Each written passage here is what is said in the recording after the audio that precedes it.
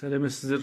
Жүйке мәселесі жөніндегі жетіліп жатқан әңгімемізде бүгін ұмытшақтық және ұйқысыздық мәселесіне біраз тоқтала кетейік. Ұмытшақтық жалпы алғанда жастардағы мидың әлсіздігі немесе табиғатының дымқыл суықтығының асып кетуі, миға дымқылдық жетіспеу, денеге азықтық жетіспеу, ақыл ой еңбегімен көп шұғылдану, кейбір ұрылып соғылу, жығылу, орта жастағы және қарттардағы ми қан тамырларының қатаю себебінен пайда болатын науқастың түрі.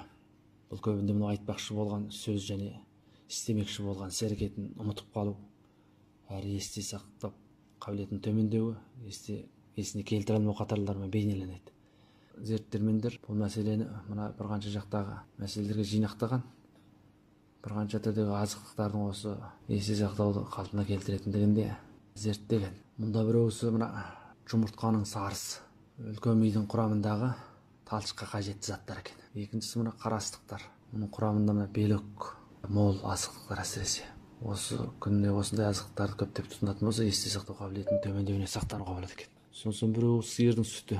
Мұның құрамында белок, мына кальций, амино қышқылдар бар болғандықтан күнделікті лайықты тұтынса, есте сақтау қабілетін жоғарылатуға болады деп қарайды. Төртінші біреу мына балықтың еті. Бесіншісі банан, сондай-ақ алтыншысы мына күнжіт, жетіншісі құрамында йод көп жемістер. Қатарлы азықтықтар осы есте сақтау қабілетінің төмендеуін қалпына келтіреді деп қаралады. Ал енді ұйқысыздық мәселесі, бұның себебі өте көп.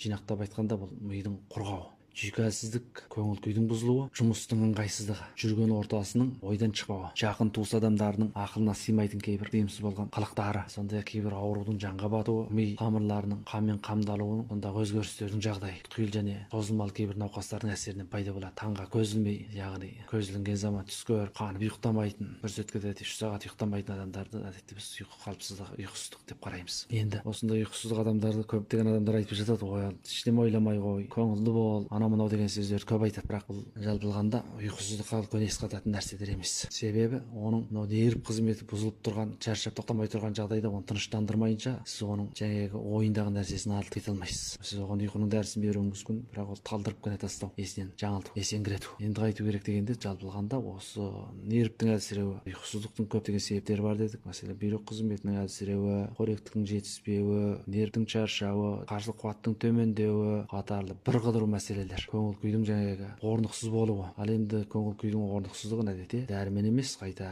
қоректік нәрселермен қалпына келтіруге болады. Мұнда өзіндік құпиялық нәрселері болады. Жалпы алғанда медицинада 90 неше түрлі ауру ұйқы мезгілінде пайда болады деп қаралады. Мұның біреуі ұйқының сапасының жақсы болмауы, адамдарды қобалжу, жабырқау, күйгелек, жоғары қан қысым, қант несеп ауруы, сондай-ақ кейбір созылмалы сырқаттар осы ұйқысыздықты келтіреді деп қаралады. Әдетте біздің өміріміздің 3-тен 1 өміріміз ұйқымен өтеді. Адам өмірде өзі бірнеше 10 жыл. Егер адам өмірінің тең жартысын ұйқы деп қарайтын болсаң, онда адам өмірінің жаңа қалған тең жартысында ояу жүреді, былайша айтқанда. Ал енді осы ояу жүрген кезде сіз үйренесіз, тіршілік істейсіз, тамақтанасыз, тағы басқа деген секілді. Осының ішінде жаңағы тағы да жұмыс істейтін уақытыңызда санаулы тіршілікпен айналысатын күндеріңіз. Сондықтан адам денесінің басым көпшілік бөлімі өзін өзі қалпына келтіру қызметін ұйықтағанда іске асырады. Жақсы денсаулық болу үшін алдымен жақсы ұйқы болу керек. Жеткілікті ұйқы, бірқалыпты тамақтану және үйлесімді әрекет бұл халықаралық қоғам ортақ мойындаған 3 түрлі денсаулықтың өлшемі. Ал жақсы ұйқының өлшеміне деген мәселеге келетін болсақ, жақсы ұйқының өлшемі сіздің ұйқы сапаңызға байланысты. Яғни былайша айтқанда, әдетте төсекке жатқаннан кейін онда 20 минуттың ішінде ұйқыға шому мәселесі, көзіңіздің ілініп кетуі. Сондай-ақ ұйықтағанда ұйқыдан оянбау, немесе анда-санда оянып кеткен жағдайдың өзінде де қайтадан тез ұйықтап қалу. Сондай-ақ ұйықтағанда ұйқыға тез шому, түс көрсеңіз егерде, сол түсті тез ұмытып қалу. Таңертең орныңыздан тұрғанда қайратыңыз тасқындап, шаршау сезіміңіз болмау, сондай-ақ кейбір ұйықтаған кезде үрейлі түс көру, кейбір қалыпсыз әрекеттер болмау, немесе оны істемеу. Бұл жаңағы ұйқының сапасы мәселесіне саятын мәселе. Демек, ұйықтау денсаулық сапасын сақтаудағы маңызды, маңдай алды орында тұратын түйін. Бір түн ұйықтамасаң, әлгі 100 күнде қайтара алмайсың деген бір сөз бар. Ұйқысыздықтың зияны осыншама көп. Енді